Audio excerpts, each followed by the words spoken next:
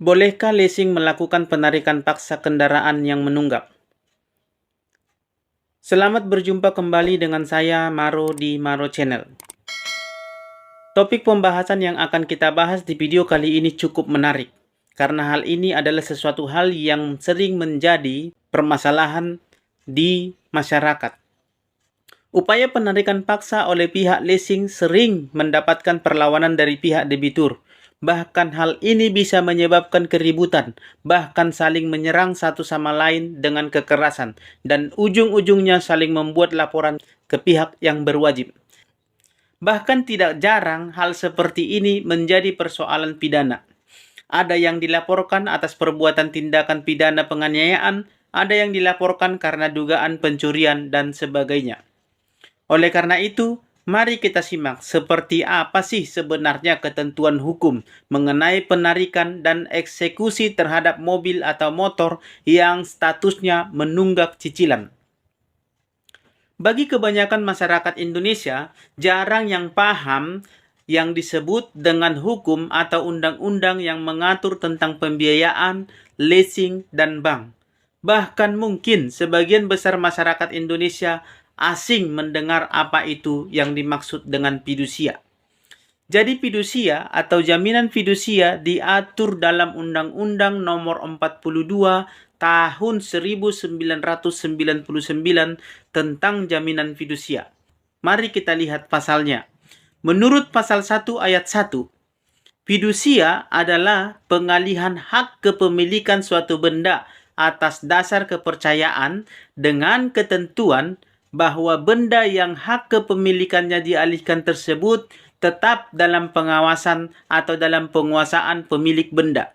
Sedangkan yang dimaksud dengan jaminan fidusia itu terdapat dalam pasal 1 ayat 2.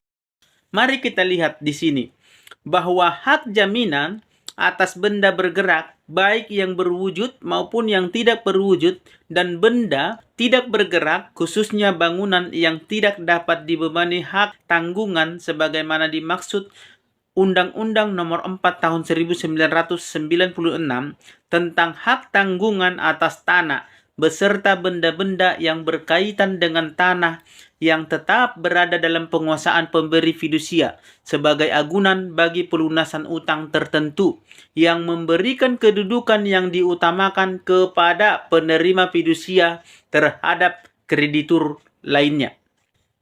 Jadi berdasarkan pasal tersebut, maka dapat kita ambil kesimpulan di sini ada dua pihak dalam perjanjian pemberian jaminan fidusia, yaitu satu, pemberi fidusia, bisa orang perorangan atau korporasi, pemilik benda yang jadi objek jaminan fidusia.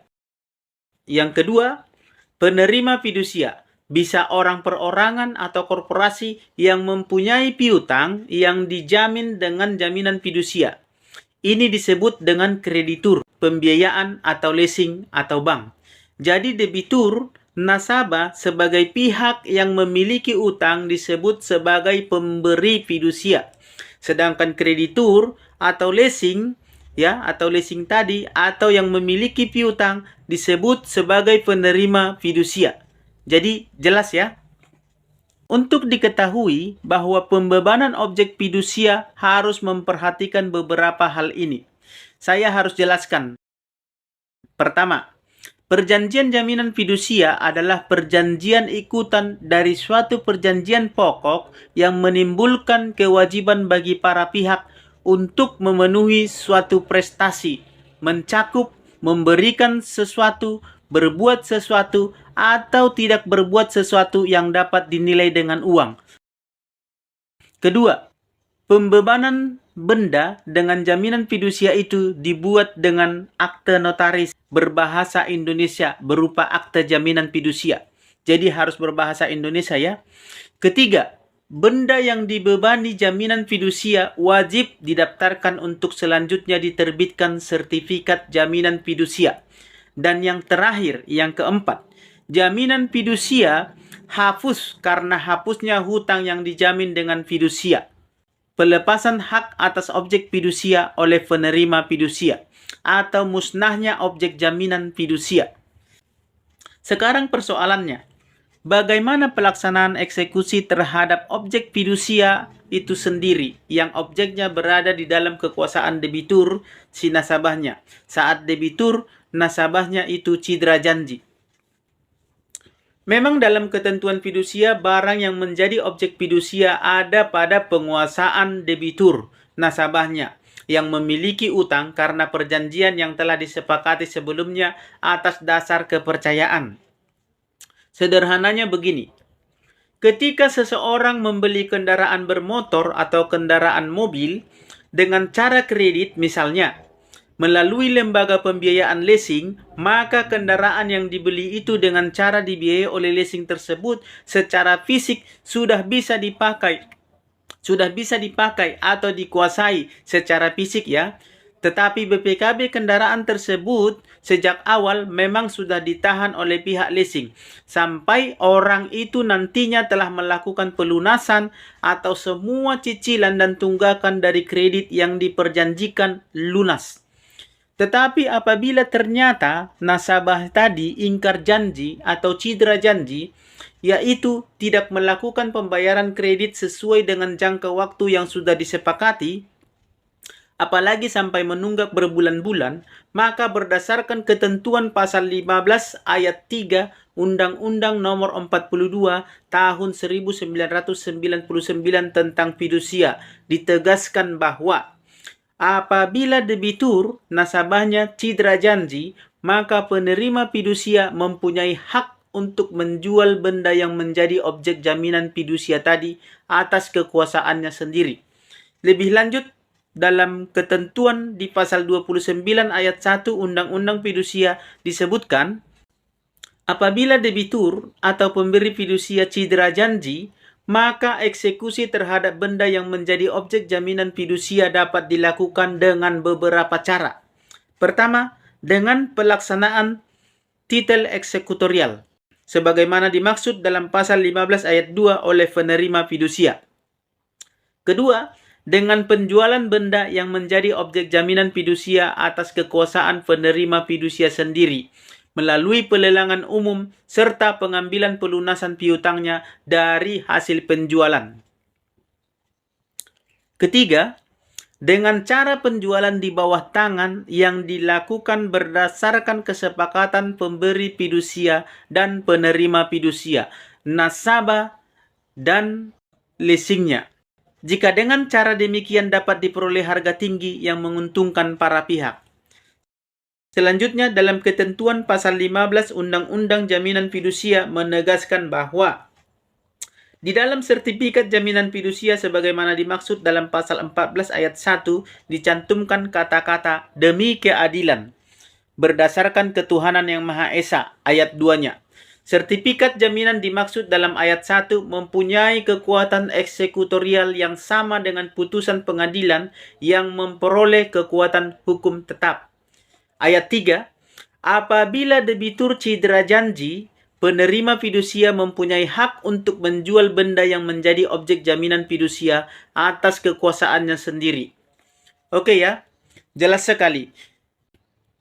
Demi keadilan berdasarkan ketuhanan yang Maha Esa tadi yang tercantum di dalam sertifikat jaminan fidusia berdasarkan Undang-Undang Jaminan Fidusia telah memberikan kekuatan eksekutorial yang sama dengan putusan pengadilan yang memperoleh kekuatan hukum tetap, sehingga pihak kreditur atau leasingnya sebenarnya dalam hal ini diberi kewenangan dan hak untuk melakukan penjualan yang menjadi objek jaminan fidusia atas kekuasaannya sendiri tanpa melalui campur tangan pengadilan.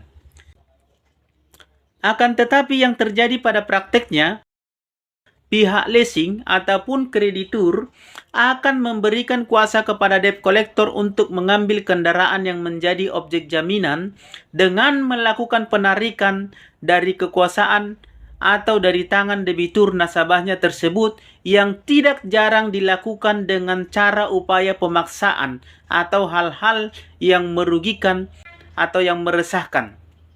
Apabila debitur tidak dengan sukarela menyerahkan kendaraan atau objek jaminan tersebut tadi kepada kreditur pihak leasing, maka para debt collector ini melakukan perbuatan-perbuatan yang meresahkan, yang menakut-nakuti, yang merugikan kepada pihak debiturnya atau nasabahnya. Cara-cara seperti ini tentunya sangat berpotensi untuk menimbulkan tindakan kekerasan, bahkan bisa menyebabkan terjadinya tindak pidana penganiayaan seperti yang telah saya jelaskan sebelumnya. Namun sejak adanya putusan Mahkamah Konstitusi nomor 18 tahun 2019, tindakan upaya paksa maupun pelaksanaan eksekusi atas kekuasaan sendiri tadi sudah dilarang dan dianggap inkonstitusional atau melanggar hukum, sepanjang tidak ada kesepakatan mengenai cedera janji atau wan prestasi dan debitur keberatan menyerahkan kendaraan yang menjadi objek jaminan fidusia tadi. Mari kita baca putusan Mahkamah Konstitusi nomor 18 tahun 2019. Terhadap pasal 15 ayat 2 Undang-Undang Fidusia, frasa kekuatan eksekutorial dan sama dengan putusan pengadilan yang berkekuatan hukum tetap tidak mempunyai kekuatan hukum mengikat, sepanjang tidak memaknai bahwa terhadap jaminan fidusia yang tidak ada kesepakatan tentang cedera janji wan prestasi dan debitur keberatan menyerahkan secara sukarela objek yang menjadi jaminan fidusia tadi, maka segala mekanisme dan prosedur hukum dalam pelaksanaan eksekutorial atau eksekusi sertifikat jaminan fidusia harus diberlakukan sama dengan pelaksanaan eksekusi putusan pengadilan yang telah berkekuatan hukum tetap terhadap pasal 15 ayat 3 Undang-Undang Fidusia. Frasa cedera janji.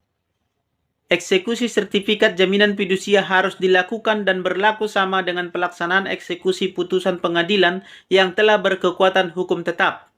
Terhadap pasal 15 ayat 3 Undang-Undang Fidusia, frasa cedera janji tidak mempunyai kekuatan hukum mengikat sepanjang tidak dimaknai bahwa adanya cedera janji tidak ditentukan secara sepihak oleh kreditur atau leasingnya, melainkan atas dasar kesepakatan antara kreditur leasingnya dengan debitur nasabahnya atau atas dasar upaya hukum yang menentukan telah terjadinya cedera janji.